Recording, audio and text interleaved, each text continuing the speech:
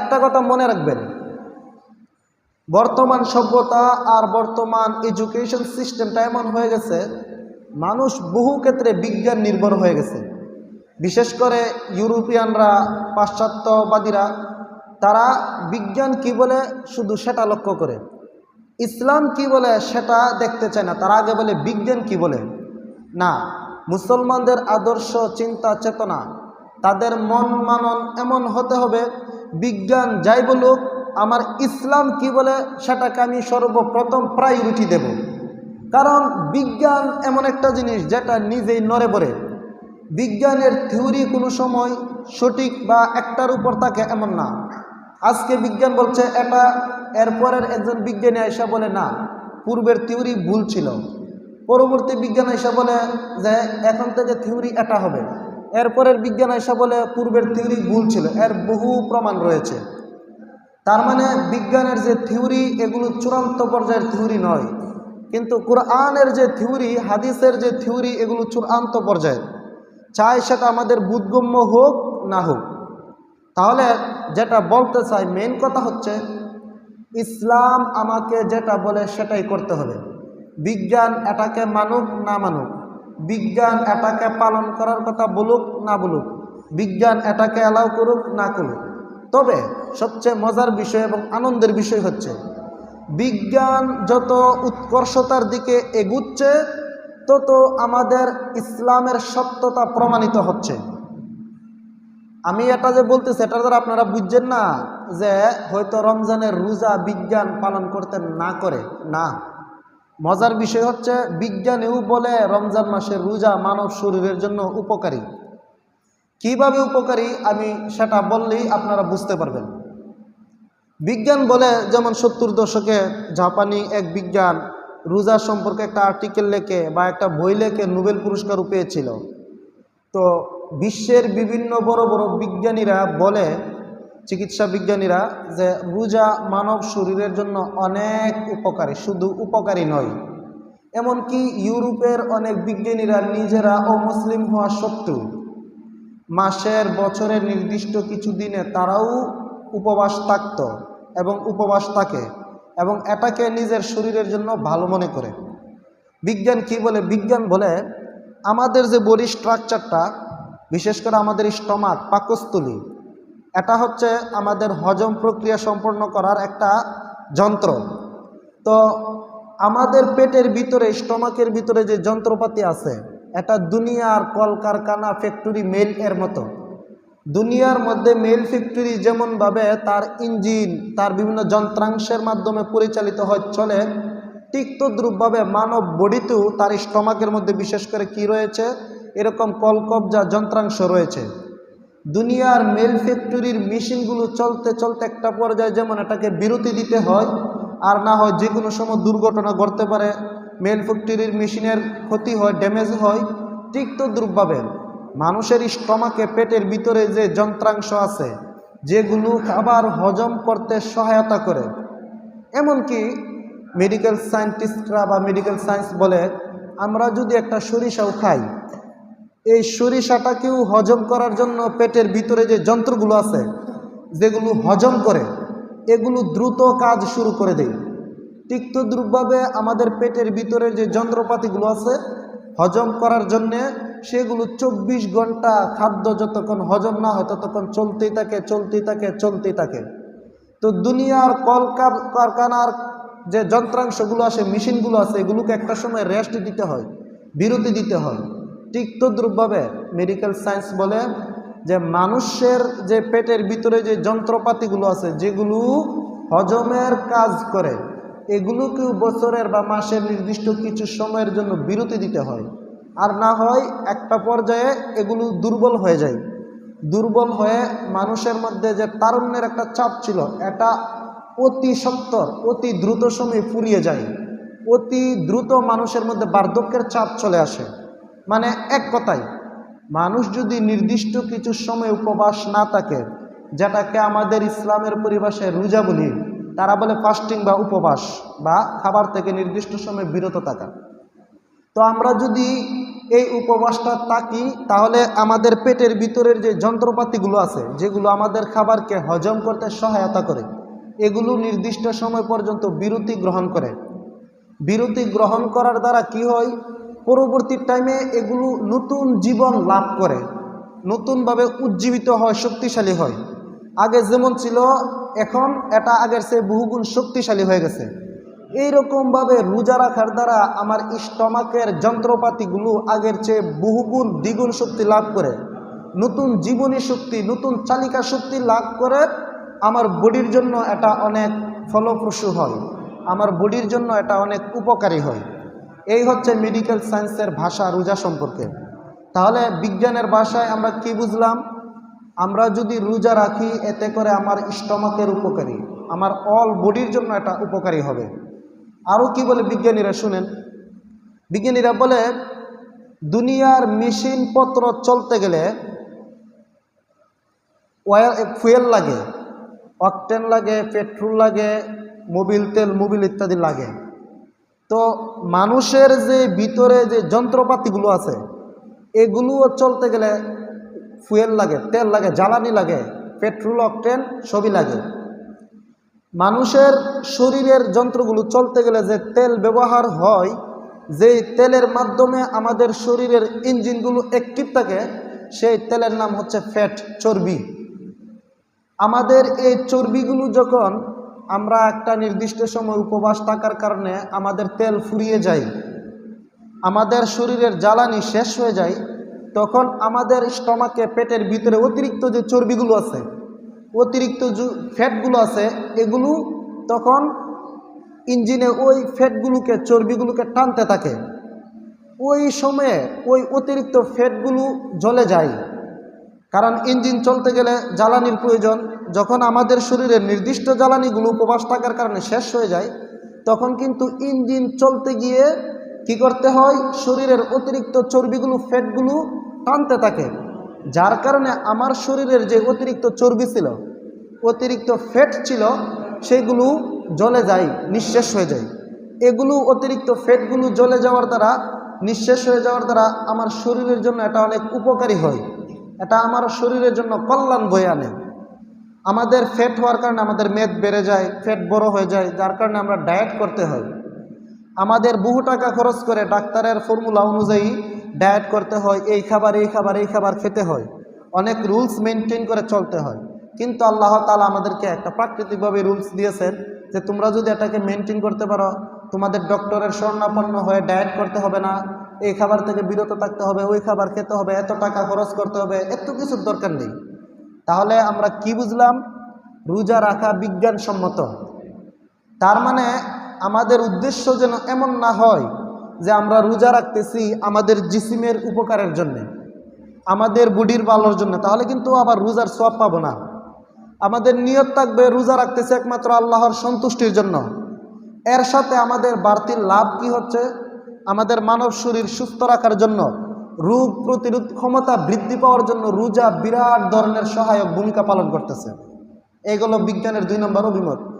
বিজ্ঞানের 3 নম্বর অভিমত বা ভাষ্য হচ্ছে রোজা মান ইয়াহদিহিল্লাহু ফালা মুদিল্লা লাহু ওয়া মান ইউদ্লিলহু ফালা হাদিয়া লাহু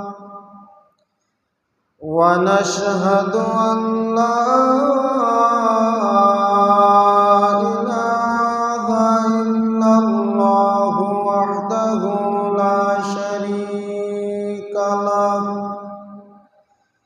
ونشهد أن سيدنا ومولانا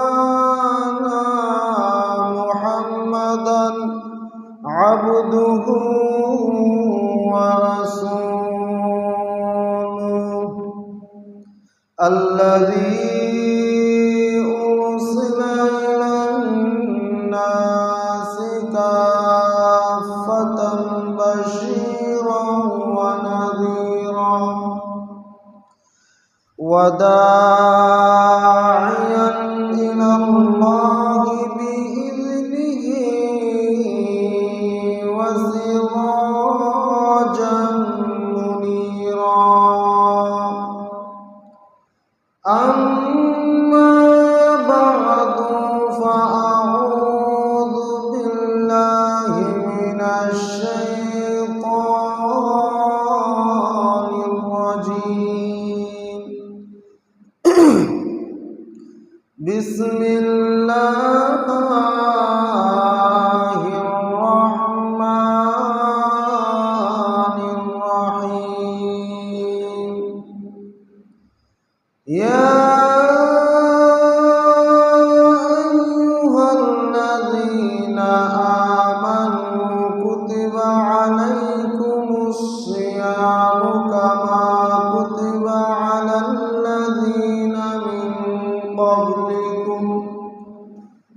لعلكم تتقون صدق الله العظيم وقال رسول الله صلى الله عليه وسلم الصوم لي وأنا أجزي به وقال أيضا في حديث آخر من صام رمضان إيمانا واحتسابا غفر له ما تقدم من ذنبه وقال أيضا في حديث آخر من أفطر يوما من رمضان من غير رخصة أو مرض لم يجزه صوم الدهر كله وإن صام وقال أيضا في حديث آخر الصيام والقرآن يشفعان يوم القيامة يقول الصيام أي رب منعته الطعام والشهوة فشفعني فيه ويقول القرآن أي رب منعت النوم بالليل فشفعني فيه قال فيشفعان له أو كما قال عليه الصلاة والسلام صلى الله على سيدنا ومولانا محمد وعلى آله وأصحابه وسلم इलाही दिखा दे हमें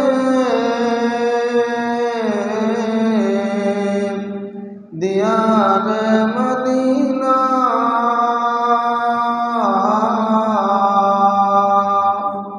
इलाही बना दे हमें गुबारे मदीना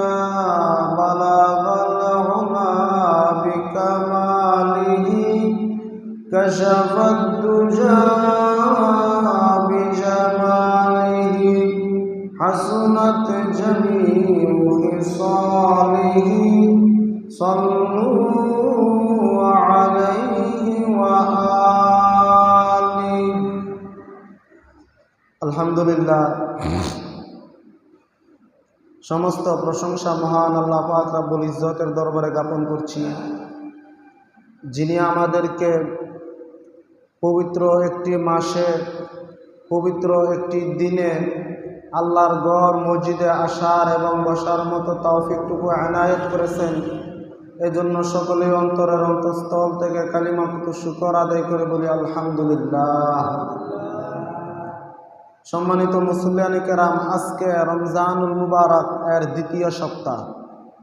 প্রথম সপ্তাহে আমরা আলোচনা করেছিলাম রমজান শরীফের রোজা রাখার গুরুত্ব এবং ফজিলত এবং রোজা না রাখার ভয়াবহ পরিণতি। আজকেও আমরা মোটামুটি এই ধরনের আলোচনা করব, সাথে আরও কিছু আলোচনা করব। সেটা হচ্ছে আমরা যারা রমজান শরীফের রোজা না রেখে ভেঙে ফেলি, রোজা রাখি না, তাদের কাফফারার বিধান কি, তারা কিভাবে এটা থেকে মুক্তি পেতে পারে, তাদের বিকল্প ব্যবস্থা কি রয়েছে ইসলামে। তাছাড়া যারা রমজান শরীফে অতি বৃদ্ধ হওয়ার কারণে, অসুস্থ হওয়ার কারণে রোজা রাখতে পারে না, তাদের যে ফিদিয়া দিতে হয়, সে ফিদিয়ার মাসআলা মাসাইল। 3 নম্বরে সুযোগ হলে আলোচনা করব সদকায়ে ফিতর সম্পর্কে। আমরা যারা রমজান শরীফের রোজা রাখি, রোজা রাখার একটা পর্যায়ে আমাদের মধ্যে যারা স্বাবলম্বী আছে, ধনী আছে, তারা সদকায়ে ফিতর আদায় করি। আসলে সদকায়ে ফিতর একটা রোজা রাখা না রাখার সাথে সম্পৃক্ত নয়। কেউ যদি রোজা নাও রাখে, আল্লাহ না করুক, এমন ব্যক্তির উপরও সদকায়ে ফিতর ওয়াজিব হবে যদি সে ধনী হয়। তাহলে এই তিনটা বিষয়ের উপর আলোচনা করব। এর আগে সর্বপ্রথম যে বিষয় আলোচনা করতে চাই সেটা হচ্ছে, আমরা যে রোজা রাখতেছি এটার দ্বারা ইহকালীন লাভ কি, পরকালীন লাভ কি? ইহকালীন লাভ কি এটা আমরা গত জুম্মায় শুনেছি। সময়ের অভাবে আমরা বিস্তারিত শুনতে পারি না, যেহেতু সেটা গত জুম্মায় শুনেছিলাম। আজকে শুনবো পরকালীন ইহকালীন লাভ কি।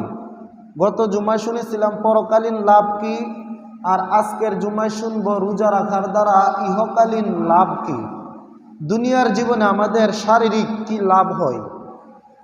তো আল্লাহ তাআলা মানুষদেরকে যত বিধান দিয়েছেন, এর মধ্যে এমন কোনো বিধান নাই যে বিধান পালন করতে গিয়ে মানুষের দুনিয়াবি লস হয়, শারীরিক লস হয়, ক্ষতি হয়, এমন কোনো বিধান নেই।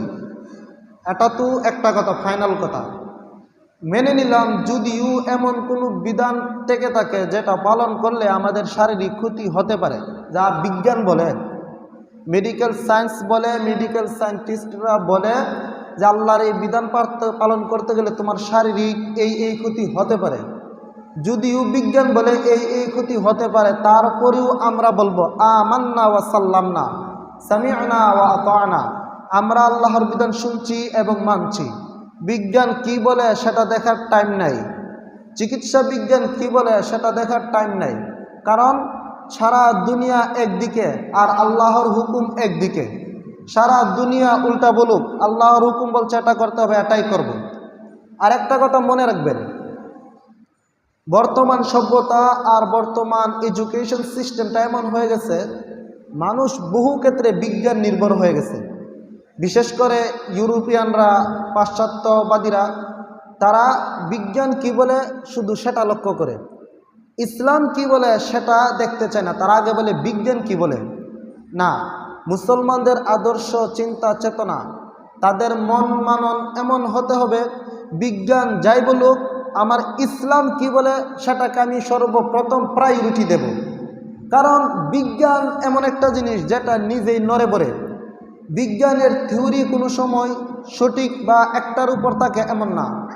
আজকে বিজ্ঞান বলছে এটা, এরপরের একজন বিজ্ঞানী এসে বলে না, পূর্বের থিওরি ভুল ছিল। পরবর্তী বিজ্ঞান এসে বলে যে এখন থেকে থিওরি এটা হবে। এরপরের বিজ্ঞান এসে বলে পূর্বের থিওরি ভুল ছিল। এর বহু প্রমাণ রয়েছে। তার মানে বিজ্ঞানের যে থিওরি, এগুলো চূড়ান্ত পর্যায়ের থিওরি নয়। কিন্তু কোরআনের যে থিওরি, হাদিসের যে থিওরি, এগুলো চূড়ান্ত পর্যায়ের। চাই সেটা আমাদের বোধগম্য হোক না হোক। তাহলে যেটা বলতে চাই, মেইন কথা হচ্ছে ইসলাম আমাকে যেটা বলে সেটাই করতে হবে। বিজ্ঞান এটাকে মানুক না মানুক, বিজ্ঞান এটাকে পালন করার কথা বলুক না বলুক, বিজ্ঞান এটাকে অ্যালাউ করুক না করুক। তবে সবচেয়ে মজার বিষয় এবং আনন্দের বিষয় হচ্ছে, বিজ্ঞান যত উৎকর্ষতার দিকে এগুচ্ছে, তত আমাদের ইসলামের সত্যতা প্রমাণিত হচ্ছে। আমি এটা যে বলতেছি, এটার দ্বারা আপনারা বুঝছেন না যে হয়তো রমজানের রোজা বিজ্ঞান পালন করতে না করে, না। মজার বিষয় হচ্ছে, বিজ্ঞানেও বলে রমজান মাসের রোজা মানব শরীরের জন্য উপকারী। কিভাবে উপকারী আমি সেটা বললেই আপনারা বুঝতে পারবেন। বিজ্ঞান বলে, যেমন 70 দশকে জাপানি এক বিজ্ঞান রোজা সম্পর্কে একটা আর্টিকেল লেখে বা একটা বই লেখে নোবেল পুরস্কারও পেয়েছিল।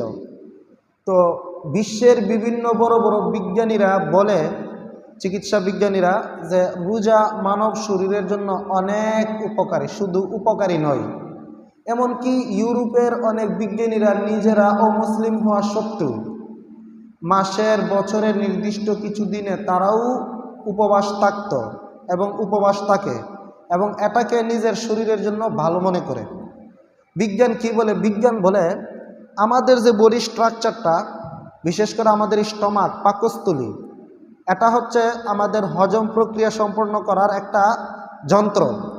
তো আমাদের পেটের ভিতরে, স্টমাকের ভিতরে যে যন্ত্রপাতি আছে, এটা দুনিয়ার কলকারখানা, ফ্যাক্টরি, মেল এর মতো। দুনিয়ার মধ্যে মেল ফ্যাক্টরি যেমনভাবে তার ইঞ্জিন, তার বিভিন্ন যন্ত্রাংশের মাধ্যমে পরিচালিত হয় চলে, ঠিক তদ্রূপভাবে মানব বডিতেও তার স্টমাকের মধ্যে বিশেষ করে কি রয়েছে, এরকম কলকবজা যন্ত্রাংশ রয়েছে।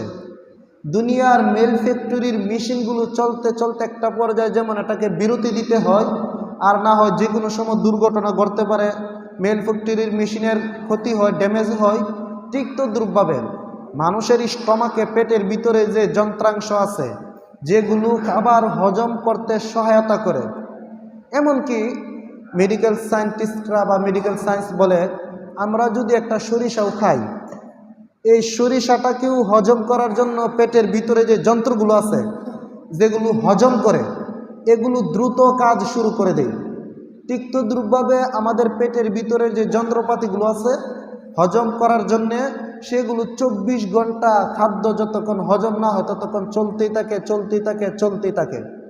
তো দুনিয়ার কলকারখানার যে যন্ত্রাংশগুলো আছে, মেশিনগুলো আছে, এগুলোকে একটা সময় রেস্ট দিতে হয়, বিরতি দিতে হয়। ঠিক তদ্রূপভাবে মেডিকেল সায়েন্স বলে যে মানুষের যে পেটের ভিতরে যে যন্ত্রপাতিগুলো আছে যেগুলো হজমের কাজ করে, এগুলোকেও বছরের বা মাসের নির্দিষ্ট কিছু সময়ের জন্য বিরতি দিতে হয়, আর না হয় একটা পর্যায়ে এগুলো দুর্বল হয়ে যায়। দুর্বল হয়ে মানুষের মধ্যে যে তারুণ্যের একটা চাপ ছিল, এটা অতি সত্বর, অতি দ্রুত সময়ে ফুরিয়ে যায়। অতি দ্রুত মানুষের মধ্যে বার্ধক্যের চাপ চলে আসে। মানে এক কথায়, মানুষ যদি নির্দিষ্ট কিছু সময় উপবাস না থাকে, যেটাকে আমাদের ইসলামের পরিভাষায় রোজা বলি, তারা বলে ফাস্টিং বা উপবাস, বা খাবার থেকে নির্দিষ্ট সময় বিরত থাকা। তো আমরা যদি এই উপবাসটা থাকি, তাহলে আমাদের পেটের ভিতরের যে যন্ত্রপাতিগুলো আছে যেগুলো আমাদের খাবারকে হজম করতে সহায়তা করে, এগুলো নির্দিষ্ট সময় পর্যন্ত বিরতি গ্রহণ করে। বিরতি গ্রহণ করার দ্বারা কি হয়, পরবর্তী টাইমে এগুলো নতুন জীবন লাভ করে, নতুনভাবে উজ্জীবিত হয়, শক্তিশালী হয়। আগে যেমন ছিল এখন এটা আগের চেয়ে বহুগুণ শক্তিশালী হয়ে গেছে। এইরকমভাবে রোজা রাখার দ্বারা আমার স্টমাকের যন্ত্রপাতিগুলো আগের চেয়ে বহুগুণ দ্বিগুণ শক্তি লাভ করে, নতুন জীবনী শক্তি, নতুন চালিকা শক্তি লাভ করে। আমার বডির জন্য এটা অনেক ফলপ্রসূ হয়, আমার বডির জন্য এটা অনেক উপকারী হয়। এই হচ্ছে মেডিকেল সায়েন্সের ভাষা রোজা সম্পর্কে। তাহলে বিজ্ঞানের ভাষায় আমরা কি বুঝলাম? আমরা যদি রোজা রাখি, এতে করে আমার স্টমাকের উপকারী, আমার অল বডির জন্য এটা উপকারী হবে। আরও কি বলে বিজ্ঞানীরা শুনেন। বিজ্ঞানীরা বলে দুনিয়ার মেশিনপত্র চলতে গেলে ফুয়েল লাগে, অকটেন লাগে, পেট্রোল লাগে, মোবিল তেল, মোবিল ইত্যাদি লাগে। তো মানুষের যে ভিতরে যে যন্ত্রপাতিগুলো আছে এগুলোও চলতে গেলে ফুয়েল লাগে, তেল লাগে, জ্বালানি লাগে, পেট্রোল, অকটেন সবই লাগে। মানুষের শরীরের যন্ত্রগুলো চলতে গেলে যে তেল ব্যবহার হয়, যেই তেলের মাধ্যমে আমাদের শরীরের ইঞ্জিনগুলো অ্যাক্টিভ থাকে, সেই তেলের নাম হচ্ছে ফ্যাট, চর্বি। আমাদের এই চর্বিগুলো যখন আমরা একটা নির্দিষ্ট সময় উপবাস থাকার কারণে আমাদের তেল ফুরিয়ে যায়, আমাদের শরীরের জ্বালানি শেষ হয়ে যায়, তখন আমাদের স্টমাকে, পেটের ভিতরে অতিরিক্ত যে চর্বিগুলো আছে, অতিরিক্ত যে ফ্যাটগুলো আছে, এগুলো তখন ইঞ্জিনে ওই ফ্যাটগুলোকে, চর্বিগুলোকে টানতে থাকে। ওই সময়ে ওই অতিরিক্ত ফ্যাটগুলো জ্বলে যায়, কারণ ইঞ্জিন চলতে গেলে জ্বালানির প্রয়োজন। যখন আমাদের শরীরের নির্দিষ্ট জ্বালানিগুলো উপবাস থাকার কারণে শেষ হয়ে যায়, তখন কিন্তু ইঞ্জিন চলতে গিয়ে কি করতে হয়, শরীরের অতিরিক্ত চর্বিগুলো, ফ্যাটগুলো টানতে থাকে। যার কারণে আমার শরীরের যে অতিরিক্ত চর্বি ছিল, অতিরিক্ত ফ্যাট ছিল, সেগুলো জ্বলে যায়, নিঃশেষ হয়ে যায়। এগুলো অতিরিক্ত ফ্যাটগুলো জ্বলে যাওয়ার দ্বারা, নিঃশেষ হয়ে যাওয়ার দ্বারা আমার শরীরের জন্য এটা অনেক উপকারী হয়, এটা আমার শরীরের জন্য কল্যাণ বয়ে আনে। আমাদের ফ্যাট হওয়ার কারণে আমাদের মেদ বেড়ে যায়, ফ্যাট বড় হয়ে যায়, যার কারণে আমরা ডায়েট করতে হয়। আমাদের বহু টাকা খরচ করে ডাক্তারের ফর্মুলা অনুযায়ী ডায়েট করতে হয়, এই খাবার, এই খাবার, এই খাবার খেতে হয়, অনেক রুলস মেনটেন করে চলতে হয়। কিন্তু আল্লাহ তাআলা আমাদেরকে একটা প্রাকৃতিকভাবে রুলস দিয়েছেন যে তোমরা যদি এটাকে মেনটেন করতে পারো, তোমাদের ডক্টরের শরণাপন্ন হয়ে ডায়েট করতে হবে না, এই খাবার থেকে বিরত থাকতে হবে, ওই খাবার খেতে হবে, এত টাকা খরচ করতে হবে, এত কিছুর দরকার নেই। তাহলে আমরা কি বুঝলাম? রোজা রাখা বিজ্ঞানসম্মত। তার মানে আমাদের উদ্দেশ্য যেন এমন না হয় যে আমরা রোজা রাখতেছি আমাদের জিসিমের উপকারের জন্য, আমাদের বডির ভালোর জন্য, তাহলে কিন্তু আবার রোজার সওয়াব পাবো না। আমাদের নিয়ত থাকবে রোজা রাখতেছে একমাত্র আল্লাহর সন্তুষ্টির জন্য। এর সাথে আমাদের বাড়তি লাভ কি হচ্ছে? আমাদের মানব শরীর সুস্থ রাখার জন্য, রোগ প্রতিরোধ ক্ষমতা বৃদ্ধি পাওয়ার জন্য রোজা বিরাট ধরনের সহায়ক ভূমিকা পালন করতেছে। এগুলো বিজ্ঞানের 2 নম্বর অভিমত। বিজ্ঞানের 3 নম্বর অভিমত বা ভাষ্য হচ্ছে রোজার ব্যাপারে, রোজার ফায়দার ব্যাপারে, রোজার উপকারের ব্যাপারে, যে আমরা বছরের 11 মাস লাগামহীনভাবে খাওয়া দাওয়া করার দ্বারা, পানাহার করার দ্বারা আমাদের শরীরে অতিরিক্ত ফ্যাট চর্বি জমা হয়। এটা যদি আমরা রমজান মাসে নির্দিষ্ট সময়ে উপবাস থাকি, উপবাস থাকার কারণে আমাদের শরীরের অতিরিক্ত ফ্যাটগুলো, চর্বিগুলো জ্বলে যায়। জ্বলে যাওয়ার কারণে আমাদের শরীরে যে রোগে বাসা বেঁধেছিল সেই রোগগুলো নিঃশেষ হয়ে যায়। আমাদের শরীরে রোগ প্রতিরোধ ক্ষমতা বৃদ্ধি পায়, যার কারণে আমাদের অন্যান্য সময়ে যে পরিমাণ রোগ হতো রমজানের রোজা রাখার কারণে সেই পরিমাণ রোগ হয় না। এর একটা বাস্তব প্রমাণ দেখবেন। বছরের অন্যান্য মাসে যেরকমভাবে হসপিটালগুলোর মধ্যে যেই পরিমাণ রোগী থাকে, রমজান মাসে কিন্তু সেই পরিমাণ রোগী থাকে না। কারণ হচ্ছে মানুষ উপবাস থাকার দ্বারা তার শরীরের মধ্যে রোগ প্রতিরোধ ক্ষমতা বৃদ্ধি পায়, যার কারণে আগে যেরকম রোগ হতো এখন আর সেই রকম রোগ হয় না। এটা আমাদের চোখের সামনে। দেখেন রমজান মাসে হসপিটালে যান, দেখবেন রোগীর সংখ্যা খুবই কম। কেন কম?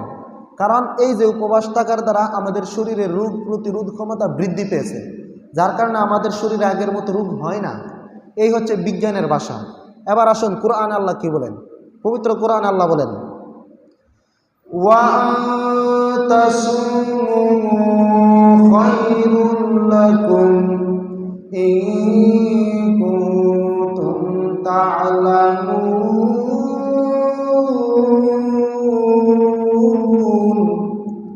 আল্লাহ বলেন, ওয়া আনতাসুমু খায়রুল লাকুম, হে দুনিয়ার মানুষ শুনে রাখো, যদি তোমরা রমজান শরীফের রোজা রাখো এটা তোমাদের জন্য খায়ের হবে, কল্যাণ হবে, মঙ্গলজনক হবে। ইন কুনতুম তা'লামুন, যদি তোমরা জেনে থাকো, বুঝে থাকো। তাহলে এতক্ষণের আলোচনা দ্বারা আমরা বুঝলাম কিভাবে রমজানের রোজা আমাদের জন্য উপকারী হয়।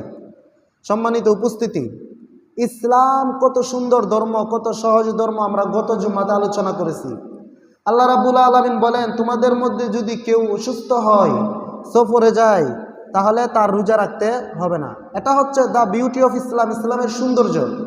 তাহলে এই জায়গার মধ্যে আল্লাহ রাব্বুল আলামিন রমজানের রোজা ফরজ করেছেন, কিন্তু সাথে এটাও বলে দিয়েছেন তোমাদের মধ্যে অসুস্থ হলে, সফরে থাকলে ইত্যাদি কারণে রোজা রাখতে হবে না। আজকে যে বিষয়ে আলোচনা করার ইচ্ছা করেছি সেগুলো হলো, আমরা যারা রমজান মাসের রোজা রাখি না বা রেখে ভেঙে ফেলি তাদের বিধান কি। মনে করেন একজন মানুষ বিগত দিনগুলোতে রোজা রাখে নাই, শয়তানের ধোঁকায় পড়ে নফসের অনুসরণ করতে গিয়ে এখন তার মধ্যে দিনই বুঝ এসেছে, সে এখন কিছুটা ধার্মিক হয়েছে, এখন তার ভিতরে অনুশোচনা এসেছে যে বিগত দিনে রোজা না রেখে বিরাট অন্যায় করে ফেলেছি, এখন আমি সেটা থেকে উত্তরণের উপায় কি। এই জন্য কোনো ব্যক্তি যদি রমজান শরীফের রোজা না রাখে আর পরে তার মধ্যে তওবার অনুশোচনা আসে, সেটার কাফফারা কীভাবে আদায় করবে, ইসলামে সেটার বিধানও দিয়েছে। যদি কেউ রমজান শরীফের রোজা না রাখে, ভেঙে ফেলে, ইসলাম বলে ফাসিয়ামু শাহরাইনে মুতাতাবিআইনে, কোরআনে আল্লাহ সেই বিধান দিয়েছেন, সে লাগাতার 2 মাস রোজা রাখতে হবে। তুমি কেন রোজা রাখো না, রোজা কেন ভেঙে ফেললে? এই জন্য সেটার কাফফারা হিসেবে লাগাতার 2 মাস রোজা রাখতে হবে।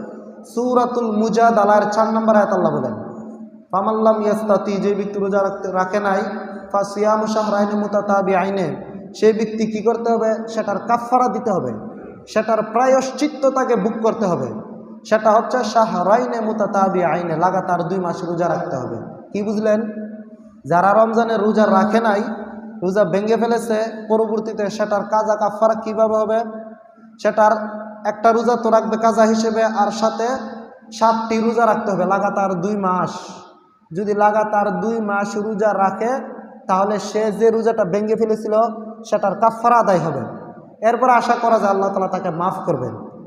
আর যদি না রাখে, একটা রোজা ভাঙ্গার কারণে 2 মাস লাগাতার রোজা না রাখে, তাহলে সেটার জন্য জাহান্নামে আল্লাহর সামনে তাকে জবাবদিহি করতে হবে, জাহান্নামের আগুনে জ্বলতে হবে, পুড়তে হবে। যদি কেউ লাগাতার 2 মাস রোজা না রাখতে পারে তাহলে কি করতে হবে? ইতআমু সিত্তিনা মিসকিনা, 60 জন মিসকিনকে দুবেলা পেট পুরে পেট ভরে খাওয়াতে হবে। মনে করেন একজনে 2 মাস রোজা রাখার সামর্থ্য নাই, তাহলে তার জন্য বিকল্প ব্যবস্থা রয়েছে। তুমি 60 জন মিসকিনকে দুবেলা পেট ভরে খাবার খাওয়াতে হবে। তাহলে এতে করে আশা করা যায় আল্লাহ তাআলা তোমাকে মাফ করবেন।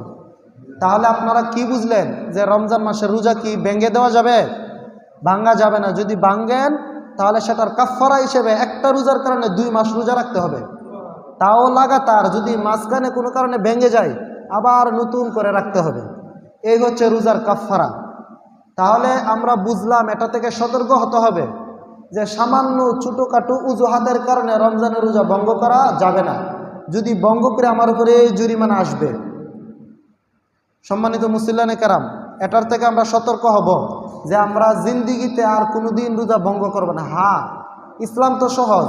যদি আপনি এমন অসুস্থ হন যার কারণে রোজা রাখতে পারেন না, ইসলাম বলে তুমি রোজা ভঙ্গ করো, অসুবিধা নেই। পরে শুধু একটা রোজা কাজা করলেই হবে, জরিমানা হিসেবে 2 মাস রোজা রাখতে হবে না। আচ্ছা, যাই হোক, তাহলে বুঝলাম কাফারার মাসাইল। এবার আসুন ফিদিয়ার মাসাইল। ফিদিয়া কি? কোনো ব্যক্তি যদি রমজান শরীফের রোজা না রাখতে পারে, অতি বৃদ্ধ হওয়ার কারণে, অনেক বয়স্ক, এখন বার্ধক্যজনিত কারণে সে আর রোজা রাখতে পারে না, তাহলে এই ব্যক্তি কি করবে? এই ব্যক্তির বিধান হলো, মাসআলা হলো, এই ব্যক্তি প্রতিটি রোজার বিনিময়ে ফিদিয়া দিবে। ফিদিয়া কি? মনে করেন উনি মুরব্বী মানুষ, উনি এমন দুর্বল হয়েছে যে রোজা রাখতে পারে না, তাহলে ওনার বিধান কি? ওনার বিধান হচ্ছে উনি ফিদিয়া দিতে হবে। ফিদিয়াটা কিভাবে দিবে? উনি একজন মিসকিনকে দুবেলা পেট ভরে খানা খাওয়াবেন। একজন মিসকিনকে যদি খানা না খাওয়ায় তাহলে আরও একটা অপশন রয়েছে, সেটা হচ্ছে নিসফে সা, অর্ধ সা পরিমাণ গম, আটা বা এর সমমূল্য পরিমাণ কোনো জিনিস গরিব মিসকিনকে দিয়ে দেওয়া, যারা জাকাত খাওয়ার উপযুক্ত এরকম কাউকে দিয়ে দেওয়া। এটা যেন পক্ষান্তরে আপনি তাকে আপনার রোজা রাখার সমপর্যায়ের হইতেছে। আপনি যে রোজা রাখতে পারতেছেন না, এটা দেওয়ার দ্বারা যেন পরোক্ষভাবে আপনি রোজা রাখতেছেন, রোজা রাখা হচ্ছে। তাহলে আমরা যারা অতি বৃদ্ধ, আপনাদের অনেকের মা বাবা আছে রোজা রাখতে পারে না বার্ধক্যজনিত কারণে, বা এমন অসুস্থ যেটার কারণে রোজা রাখা সম্ভব না, তাহলে 1 নম্বরে কি করবে? 1 নম্বর হচ্ছে একজন মিসকিনকে দুবেলা পেট ভরে খাওয়াবে। যদি এটাতে সে রাজি না হয় বা না পারে, তাহলে একজন মিসকিনকে নিসফে সা, অর্ধ সা, অর্থাৎ সদকায়ে ফিতর পরিমাণ আটা, গম বা এর সমমূল্যের চাল, ডাল, তেল ইত্যাদি বা নগদ টাকা দিয়ে দেওয়া। নিসফে সা, অর্ধ সা টাকার পরিমাণটা কি? এটা হচ্ছে 1 কেজি 635 গ্রাম। 1 কেজি 635 গ্রাম আটার মূল্য যত, কথার কথা আমাদের বাংলাদেশে নির্ধারণ করা হয়েছে 110 টাকা। আপনাদের আলীনগর বাজারে দেখবেন 1 কেজি 635 গ্রাম আটার দাম কত। এই আটার দাম যত, অত টাকা একজন গরিব মিসকিনকে দিয়ে দিলে ওই অসুস্থ ব্যক্তি যে রোজা রাখতে পারতেছে না সেটার ফিদিয়া আদায় হয়ে যাবে। কথা বুঝছেন তো সবাই? তাহলে আজকে আমরা কি বুঝলাম? আজকে আমরা প্রথমে বুঝছি রোজা রাখলে আমাদের ইহকালীন লাভ কি হবে। মেডিকেল সায়েন্সের 3টা উক্তি পেশ করেছি, বিজ্ঞান কি বলে। এই হচ্ছে আমাদের রোজা রাখার দুনিয়াবি লাভ। 2 নম্বরে আমরা বুঝেছি যে রোজার কেউ যদি না রাখে, ভেঙে ফেলে, সেটার কাফারা কিভাবে আদায় করবে। 3 নম্বরে আমরা বুঝেছি কেউ যদি বার্ধক্যজনিত কারণে বা অসুস্থতার কারণে রোজা না রাখে, রাখতে না পারে, সেটার ফিদিয়া কিভাবে দেবে, সেটারও 2 সূরত আমরা পড়েছি। 3 নম্বর যেটা আলোচনা, আরেকটা মাসালা বলি প্রাসঙ্গিক। কেউ রোজা না রাখার কারণে বা রোজা না রাখতে পারার কারণে ফিদিয়া আদায় করেছে। ফিদিয়া আদায় করার কারণে পরে সে সুস্থ হয়ে গেছে, তাহলে তাকে আবার নতুন করে রোজা রাখতে হবে, সেটার কাজা আদায় করতে হবে। তাহলে আপনারা প্রশ্ন করবেন, সে যে ফিদিয়া দিয়েছে, হ্যাঁ ফিদিয়া যে দিয়েছে সেটার জন্য সে আলাদা সওয়াব পাইবে। এই হচ্ছে মাসআলা। আরও কোনো মাসআলা যদি কারো বুঝার বাকি থাকে তাহলে আমাদের উস্তাদগণ আছেন, ওনাদের থেকে বুঝে নেবেন। 4 নম্বরে যে বিষয়টা নিয়ে আলোচনা করতে চাই সেটা হচ্ছে সদকায়ে ফিতর। আমরা গতদিন আলোচনা করেছি, ওই সময় তার সবাই উপস্থিত থাকেন না বা অল্প সময়ের কারণে সবাই বিস্তারিত বুঝতেও পারেন না। এখন একটু আলোচনা করে শেষ করি। সেটা হচ্ছে রমজান মাসে আমরা রোজা রাখার একটা পর্যায়ে বা শেষ পর্যায়ে আমরা সবাই সদকায়ে ফিতর দিয়ে থাকি। আসলে এটা রমজানের রোজার সাথে সম্পৃক্ত নয়। কেউ রোজা রাখুক না রাখুক, সে যদি স্বাবলম্বী হয়, সে যদি ধনী হয়, তাহলে তার উপর সদকায়ে ফিতর ওয়াজিব হবে। সদকায়ে ফিতর কোন টাইমে ওয়াজিব হয়? সেটা ওয়াজিব হয় ঈদের দিন সুবে সাদেকের সময়ে। এর আগে যদি কেউ ধনী হয় তাহলে সে সদকায়ে ফিতর দিয়ে দিতে পারে। ওয়াজিব হয় ওই টাইমে। কেউ যদি আগেই দিয়ে দেয়, এখন থেকে যদি আমি সদকায়ে ফিতর দিয়ে দিই তাহলে আমারও আদায় হবে। সদকায়ে ফিতর কিভাবে দেব, কার উপর ওয়াজিব হয়, কার উপর ওয়াজিব হয় না? কথার কথা মনে করেন আপনি বাবা, আপনার যতজন ছেলে মেয়ে আছে এর মধ্যে যারা নাবালেগ, তাদের সদকায়ে ফিতর আদায় করার দায়িত্ব আপনার উপর, বাবার উপর। আর স্বামী তার স্ত্রীর সদকায়ে ফিতর দিতে হয় না। স্ত্রী যদি সম্পদশালী হয়, যেই পরিমাণ সম্পদ থাকলে সদকায়ে ফিতর ওয়াজিব হয়, ওই পরিমাণ সম্পদ নগদ টাকা পয়সার মালিক হয়, তাহলে স্ত্রীর উপর আলাদা সদকায়ে ফিতর ওয়াজিব হবে। এটা স্বামীর উপর দায়িত্ব নয়। যদি এরকম না থাকে ওয়াজিব হবে না। স্বামীর উপর তো এরকমই। যদি স্বামীর উপর এরকম পরিমাণ সম্পদ থাকে, যেমন সম্পদ থাকলে সদকায়ে ফিতর ওয়াজিব হয়, তাহলে স্বামীর নিজের উপর ওয়াজিব হবে। ওই স্বামীর বা বাবার যেই পরিমাণ ছেলে মেয়ে আছে তাদের মাথাপিছু সবার জন্য ওয়াজিব হবে। এরকমভাবে বাবার বাবা আছে, অর্থাৎ আমাদের যদি দাদা থাকে, ওনার জন্য, ওনার কাছে সম্পদ থাকলে ওই পরিমাণ তার জন্য আলাদাভাবে ওয়াজিব হবে। বাবার জন্য তার বাবার দায়িত্ব নয় তার থেকেও সদকায়ে ফিতর আদায় করা। আচ্ছা, যাই হোক, এবার আসেন কি পরিমাণ সম্পদ থাকলে সদকায়ে ফিতর ওয়াজিব হবে। ঈদের রাত্রে সুবে সাদেকের সময় যদি আমার কাছে নগদ টাকা থাকে, কিছু স্বর্ণ থাকে, কিছু রূপা থাকে, কিছু ব্যবসার পণ্য থাকে, এই 4টা মিলিয়ে যদি 52.5 তোলা, 52.5 ভরি রূপার সমপরিমাণ মূল্যের হয়, কথার কথা 1 ভরি রূপা যদি 1000 টাকা হয় মধ্যম ক্যারেটের, তাহলে 52,500 টাকার মালিক যদি আমি হই, সব মিলিয়ে 4টা জিনিস মিলিয়ে, আবার এই সময়ে আমার কাঁধে কোনো ঋণ নাই, আমার প্রয়োজনের অতিরিক্ত যদি হয়, আবার এটা জাকাতের মতো হাউলাইনে হাউল হতে হবে না, 1 বছর পুরা হতে হবে না, আমি শুধু একদিন বা এই সময়ে 52,500 টাকার সমপরিমাণ মূল্যের মালিক হয়, তাহলে আমার উপর ওয়াজিব হয়ে যাবে।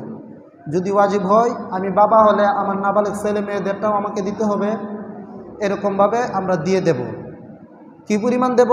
নিসফে সা, যেটা আনফালিল ফুকারা হবে, এরকম জিনিস দেব। যদি নগদ টাকা দিলে ফকিরদের উপকার হয়, নগদ টাকা দেব।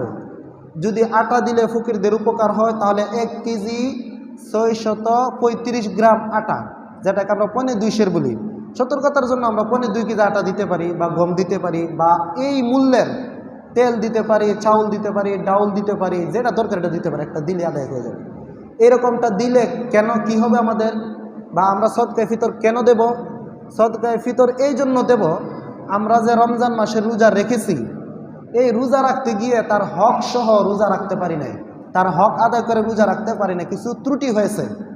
এই সদকায়ে ফিতরের মাধ্যমে রমজান শরীফের রোজার যে ত্রুটি হয়েছিল সেটা আল্লাহ তাআলা মাফ করবেন, 1 নাম্বার।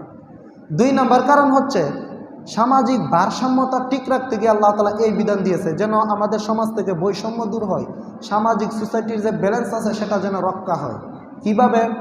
সমাজের মধ্যে যারা ধনী তারা যেন পুঁজিপতি না হয়, তারা যেন একচিটিয়া আনন্দ উল্লাস না করতে পারে, তাদের আনন্দ উল্লাসের সাথে যারা সমাজের নিম্ন শ্রেণীর মানুষ আছে, গরিব দুঃখী, তারাও যেন সামিল থাকতে পারে। এই জন্য ইসলাম বিধান দিয়েছে ধনীরা কিছু টাকা খরচ করতে হবে গরিবদের উপর, যেন তারাও এই টাকায় মোটামুটি স্বাবলম্বী হয়ে আনন্দের সহিত ঈদ উৎসব পালন করতে পারে।